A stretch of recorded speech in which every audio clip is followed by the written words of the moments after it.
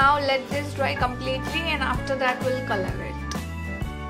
See, now all these are dry. Now we are going to color it. See how lovely this looks, and these are miniature pots with the waste material we have made it. So let's color it.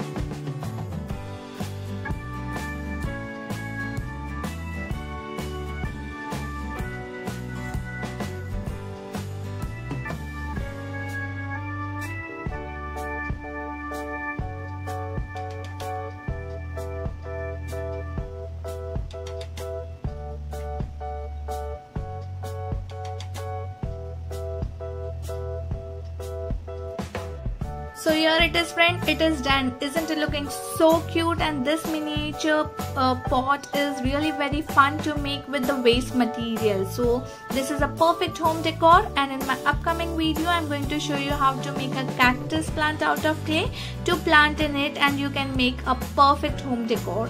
So please do comment me which one is your favorite, and do like, share and subscribe my channel, and don't forget to press the bell. Till then, happy arty and crafty. Thank you.